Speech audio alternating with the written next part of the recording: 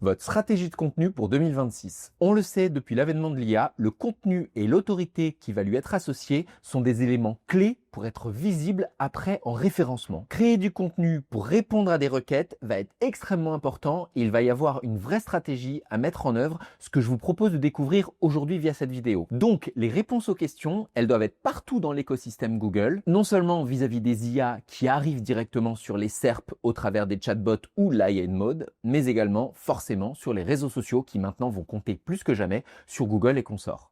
Générique.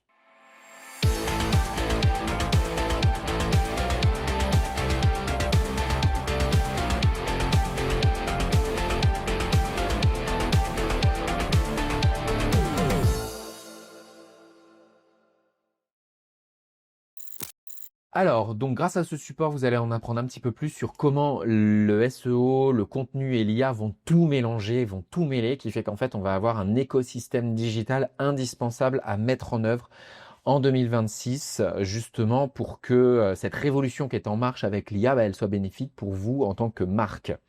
On le sait, que ce soit Google, que ce soit Bing, que ce soit ChatGPT, Gemini, bref, ils dominent et ils vont dominer encore plus les recherches demain avec les AI Overview par Google, les copilotes AI Mode aussi qui a été lancé. Et ça génère, en général, quand on apparaît là, 20% de recherches supplémentaires chaque année. Donc, il ne faut pas hésiter justement à travailler ça parce que les clics organiques qui vont baisser fortement depuis donc l'arrivée de l'IA sur les pages, les SERP de Google, vont faire que si on n'a pas un substitut, on va avoir du mal à exister. ChatGPT, il faut le savoir, il figure aujourd'hui au 8e rang mondial des visites avec 4,79 milliards de visites mensuelles. Ça, c'est une data de SimilarWeb qui date de cette année. Et donc, on ne peut pas faire sans en fait. Et surtout sur les requêtes commerciales, ça va être indispensable d'apparaître correctement. Donc, le SEO traditionnel qui est basé sur les backlinks et les mots-clés, il va être progressivement remplacé par une stratégie centrée sur la marque et la cohérence et le contenu multimodal. J'avance un petit peu. Comment est-ce que les personnes font leurs recherches en ligne à l'heure actuelle? Ça, c'est une infographie de Neil Patel.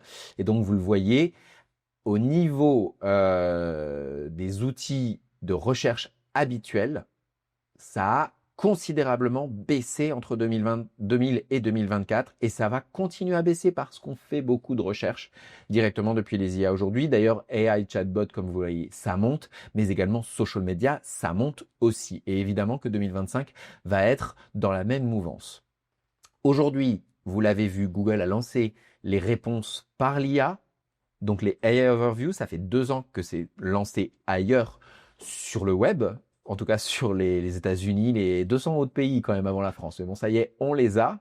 Et ce qu'il faut savoir, c'est que ces AI Overview, qui sont quand même une nouveauté Google, elles amènent quand même beaucoup moins de trafic d'une manière générale, beaucoup moins de visibilité pour tous les sites web qui sont en dessous et qui sont conseillés habituellement par Google. Cette fois-ci, ça n'est plus le cas, il faut le savoir. Les utilisateurs vont se satisfaire beaucoup de cette réponse-là qu'est donc les AI Overview. Au niveau du SEO, qu'est-ce que ça change? Eh bien, on va avoir ce qu'on appelle l'apparition du GEO. Alors l'idée, c'est pas de vous faire un cours ou une formation sur les GEO, c'est plus de vous expliquer qu'est-ce que c'est et surtout quelles vont être les incidences. Parce que oui, ChatGPT génère aujourd'hui 60 millions d'interactions journalières selon ses propres sources.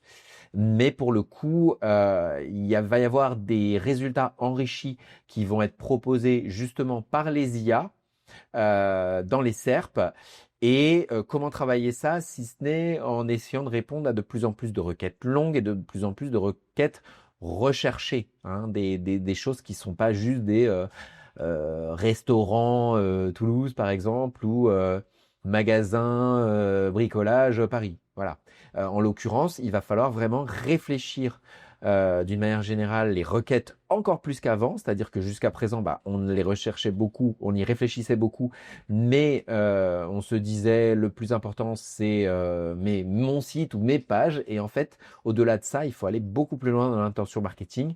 Il faut créer justement ce que je fais avec beaucoup de mes étudiants des Customer Journey Map, donc des parcours digitaux à partir d'hypothèses, et de se dire, à partir de là, je pense que la personne ira ici, elle cherchera du contenu là, et là, ça peut valoir le coup d'être présent. Alors, ça reste des hypothèses, bien entendu, mais c'est en faisant ça qu'on va avoir beaucoup plus de résultats d'une manière générale et beaucoup plus de stratégies à proprement parler, plutôt que de se dire, on va attendre que les IA seuls nous poussent, ce qui est beaucoup moins intéressant et beaucoup moins facile.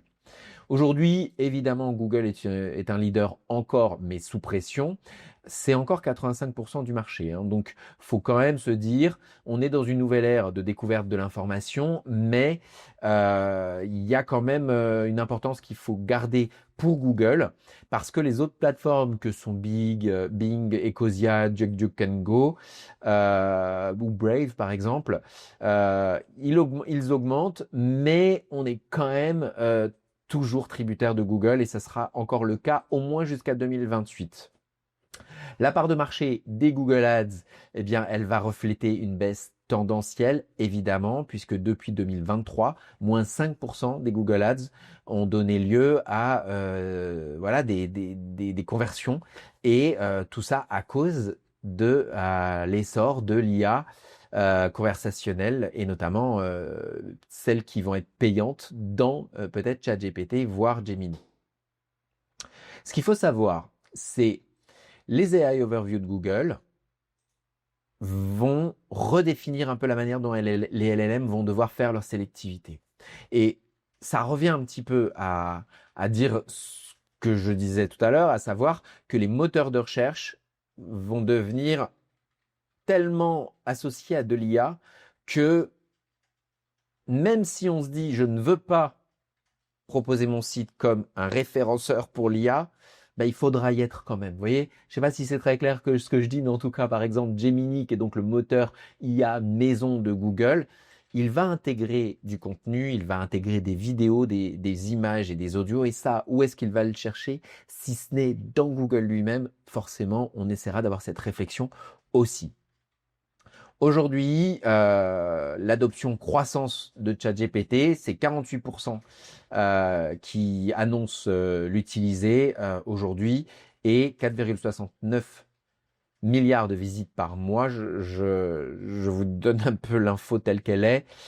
C'est vrai que c'est énorme et donc on ne peut pas passer outre ça. Alors aujourd'hui, selon des études, on a vu que Google avait trop de pubs d'une manière générale et c'est là qu'il y a peut-être quelque chose à faire parce que dans l'expérience de la recherche, ce qui frustre le plus les utilisateurs, comme vous pouvez voir, c'est non seulement des publicités excessives, et aussi des résumés d'IA qui ne sont pas bons. Et c'est pour ça qu'on va devoir vraiment travailler sur la réponse à ce que Google amène aussi via ses IA, parce que si on ne propose pas les bons résultats et qu'on fait juste bien paramétrer pour le GEO, au bout d'un moment, on va se faire flaguer aussi. Donc, il faut faire attention à ça parce que trouver des mesures black hat en SEO, à savoir travailler le GEO. Donc, le GEO, je le rappelle, c'est le fait d'apparaître dans les IA de recherche. Les recherches qui ne sont pas IA en tout cas, pour le coup, ça aura une conséquence qui pourrait être plus grave que ce qu'on pourrait penser. Aujourd'hui, qu'est-ce qui dérange au maximum les utilisateurs? C'est la qualité du contenu, les frustrations liées à l'IA aussi, puisque en l'occurrence, certaines personnes ne souhaitent pas le voir, donc certaines personnes écrivent avec de l'IA et ça se voit trop, c'est très laid. Les CAPTCHA qui ne correspondent pas aux besoins non plus et la monétisation notamment au travers des résultats qui peuvent être influencés justement par les ads. Autre info importante, sachez-le, Google est toujours dominateur, donc quand on parle entre 80 et 85%, surtout pour les requêtes commerciales. Donc autant vous dire que on va avoir beaucoup moins de requêtes informationnels qui vont amener vers nos sites web. Par contre, si on bosse très bien les réponses aux requêtes des utilisateurs en termes commerciaux pour se situer là où les gens font des requêtes, là, ça va être de la conversion à 200%, beaucoup plus qu'avant en l'occurrence. Aujourd'hui, les alternatives qui émergent, elles sont surtout centrées sur la confidentialité des personnes qui ne souhaitent pas, par exemple, que les cookies soient utilisés ou qui préfèrent que la navigation privée soit inclue partout. par exemple. Mais également, les outils tels que ChatGPT, Claude et consorts, on commence à les voir un tout petit peu dans les recherches des IA, mais comme vous pouvez le voir ici, ça reste majoritairement sur de l'informationnel, puisque on a dépassé donc les 50% pour l'informationnel, le commercial et transactionnel étant encore très très faible dans ce niveau-là. Encore une infographie de Neil Patel qui est géniale à comprendre et à se dire, ok, j'ai compris que mon informationnel et ma rubrique blog n'auront peut-être plus d'intérêt ou plus d'incidence dans ma stratégie de contenu en 2026, mais par contre sur ma stratégie de contenu commercial, ça va être extrêmement important. Par exemple, sur l'IA, quelque chose qui est extrêmement intéressant, c'est l'analyse de LinkedIn par rapport à l'industrie au complet. Je vous explique, parce que vous pouvez me dire, mais attends, il parle de Google juste avant et d'un seul coup, il parle de LinkedIn. Je vous explique. Plus de 30 000 posts ont été analysés dans les 6 derniers mois par ChatGPT Ranking et IA Search, en l'occurrence. Ça va démontrer, grâce à cette analyse, qu'il y a une montée d'intérêt directement en 1 an de l'usage du contenu dans l'IA. Ça veut dire quoi? Ça veut dire qu'en fait, dans la stratégie d'une entreprise, le contenu d'une entreprise sera fortement utilisé pour la génération par IA. Qu'est-ce qu'il faut comprendre? Il faut comprendre que l'intégration de l'IA doit être pensée en SEO, en cadre de gestion de désinformation, et pour bien répondre aux requêtes utilisateurs, que va faire l'IA? Certes, elle va aller sur les sites web des compagnies, mais elle va aussi aller sur les réseaux sociaux. D'où le fait que alimenter LinkedIn avec du contenu engageant et fiable, ça va être extrêmement important. Parce que l'éthique, la désinformation, tous ces éléments-là sont souvent amenés par les utilisateurs comme quelque chose qui dit, en fait, sur le web, on n'a pas toujours réponse telle qu'on le souhaite. Donc là-dessus, la marque doit vraiment être un vecteur, un média, un vecteur d'information, parce que c'est là-dedans que l'IA va aussi aller chercher. Donc les pages entreprises devraient remonter, tout comme les pages chef d'entreprise, puisque le leader d'une entreprise devient son autorité de marque également. Et donc, aujourd'hui, ça va être une grosse différenciation pour tous ceux qui le font. Seuls 15% des experts décrivent une stratégie complète d'intégration de l'IA, incluant le contenu. Donc ça ne va pas fonctionner si on ne le met pas au centre. Quels sont les mythes aujourd'hui par rapport à l'IA versus la réalité du crawl? Déjà, 90% des LLM n'indexent pas en temps réel. C'est-à-dire qu'en fait, on est basé sur des snapshots un peu datés en moyenne de moins de 3 mois, mais pas live. Alors, ça veut dire quoi? Ça veut dire que même si Google crawl en continu, il mêle des algorithmes un peu hybrides et les réponses en dessous seront toujours mieux indexées que AI Overview ou que les chatbots IA. Là-dessus, les utilisateurs vont peut-être le savoir aussi. C'est une info intéressante et importante. Ce décalage, il implique forcément d'orienter les stratégies de contenu périodiquement rafraîchies.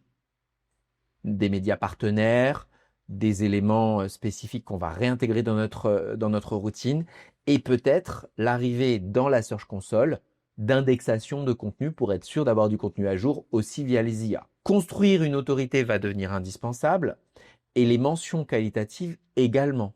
35% du ranking de l'IA, en l'occurrence, repose sur des mentions de marque. Donc forcément, qu'elles soient verbales ou écrites, les mentions de marque vont être importantes. Hors backlink d'ailleurs, selon Ahref en date de cette année. 60% des mentions efficaces proviennent également des sites partenaires, de médias un petit peu partenaires collaboratifs. D'ailleurs, par exemple, dans notre sphère digitale, moi j'ai très vite sondé pour regarder qu'est-ce qu'étaient les moteurs qui allaient chercher de l'information dans notre secteur, pour après nous situer là où évidemment les réponses arrivent. Enfin, la co-création de contenu tels que des interviews, des podcasts sur des niches, sur des domaines niches, vont permettre d'optimiser le crawl IA. Autre mythe, les liens sont la clé du classement dans les réponses IA. Alors, oui et non. Oui, dans le sens pour le GEO, on va être obligé d'avoir du netlinking et fort, mais il faut savoir que les backlinks ne représentent plus que 20% du référencement optimal, selon Moz en 2025. Les mentions externes et le contexte vont, elles, peser 48%. 48%, ça veut dire qu'en gros, les IA donneront presque plus de la moitié d'importance à l'extérieur de notre site web plutôt qu'à l'intérieur. Donc ça veut forcément dire qu'il faut le bosser. Les analyses de SparkToro, en ce sens, ils vont détecter la qualité de la fameuse brand footprint bien plus que les liens seuls. D'où le fait d'ailleurs que dans SEMrush, maintenant, vous avez des critères AI aussi, parce que ce sont des outils IA externes aussi. Maximiser la visibilité de la marque avec les mentions et le contexte va devenir indispensable. Des publications régulières dans les médias quels qu'ils soient d'ailleurs, hein. Ça peut être des médias partenaires, ça peut être des médias plus gros, mais en tout cas, ça va augmenter de 48% la probabilité d'apparition en réponse, donc on ne peut pas les ignorer. Le leadership d'opinion dans les podcasts augmente de manière substantielle, et notamment le score IA de plus de 35%. La solution réside donc à des collaborations avec des influenceurs et une veille concurrentielle de manière permanente. Autre mythe, il est impossible de savoir quelles sources les LLM utilisent pour les données d'entraînement à l'heure actuelle. Alors, ça c'est évidemment le mythe. La réalité, c'est la recherche et les outils de surveillance. Ils peuvent informer justement sur les sources d'entraînement probables. Il suffit de sonder, comme je l'ai dit tout à l'heure, il suffit de sonder l'IA. Les sources d'apprentissage, elles sont analysables avec plein d'outils, que ce soit l'IA, mais également Fractal Agent, qui scanne par exemple les bases d'IA, et elles vont permettre tout simplement d'adapter le contenu et le ciblage pour maximiser la présence. ChatGPT et les autres IA permettent évidemment de tester les propres contenus et de valider leur intégration.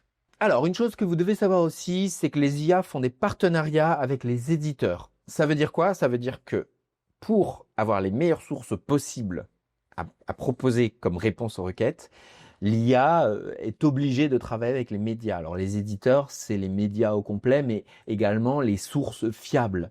Et OpenAI, ils disent qu'ils s'appuient sur 25 partenaires médias premium et 7 millions d'articles intégrés en 2024, selon la source OpenAI directement. Il y a aussi eu des accords avec Reddit qui assurent un peu une inclusion dans le training dataset, mais attention, en date de mi-septembre, là, Reddit s'est fait désindexer. Ils ont considéré que le contenu principal commençait à devenir biaisé et donc ils préféraient lui le sortir de l'équation. Peut-être que ça relancera. Un positionnement continu sur ces réseaux, donc optimise profondément la visibilité IA. Les partenariats, ils ont eu lieu de manière internationale et avec des outils de suivi de manière régulière qui permettent justement à une marque de mieux comprendre comment les LLM fonctionnent. Je vous les ai listés ici. Sachez-le, il y a énormément de choses qui ont été faites. Je ne veux pas les détailler un peu plus. Ça va évoluer forcément dans le futur de nouveau. À l'ère des flux de travail agentique, donc au fait que les IA viennent vraiment chambouler toute la stratégie de contenu, il va falloir avoir des stratégies pionnières pour toutes les marques en fait. Le SEO, ça n'est plus uniquement avoir une présence sur son site web, c'est bien au-delà, tout l'écosystème web au complet. Positionner l'IA comme une amélioration, aborder l'éthique de l'IA de manière proactive et utiliser des chatbots avec supervision humaine.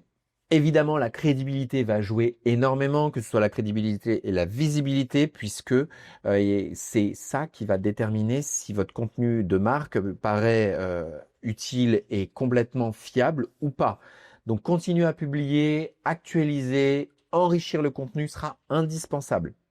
Créer un peu ce qu'on appelle un bubble effect, où la marque est visible sur plusieurs médias, par exemple en complémentaire. Enfin, investir dans le contenu vidéo et audio multiplateforme, YouTube, LinkedIn ou un podcast. Évidemment, les early adopters en anglais, les adopteurs précoces sont ceux qui auront le plus d'avantages, hein.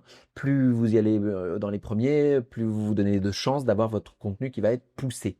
Donc, donnez le maximum de visibilité à votre marque avec tout simplement des recherches alimentées par l'IA entre 12 et 36 mois. Et donc, vous serez peut-être vous-même aussi un média. D'ailleurs, je suis quasiment certain que les fermes à médias telles qu'elles sont apparues comme un peu substitut de contenu. Là, dernièrement, il y a eu pas mal de fermes à contenu. J'ai pu échanger avec un journaliste de Libération pour ça. Il me disait comment ça se fait qu'il y a plein de sites qui répertorient toute l'actualité. Ben, c'est parce que ce sont des fermes justement de médias qui va chercher par l'IA du contenu. Ça tient quelques semaines et ça va être pénalisé, c'est sûr. D'une manière générale, le contenu de marque va être privilégié comme beaucoup plus fiable que le reste. Donc, certes, il va y avoir des points clés à retenir, mais en étant vous-même votre propre relais média, vous devez donner le maximum d'opportunités. Pour conclure, je vais quand même vous donner quelques informations importantes.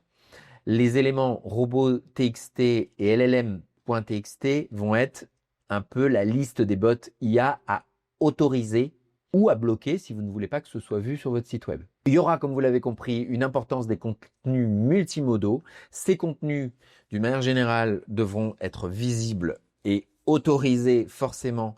Et sachez-le, 40% de contenu en plus par les citations IA quand c'est du contenu vidéo en 2025. Définissez vous-même vos propres statistiques IA à aller chercher, que ce soit les impressions visibles, que ce soit les mentions dans les médias, que ce soit la position des keywords et la conversion.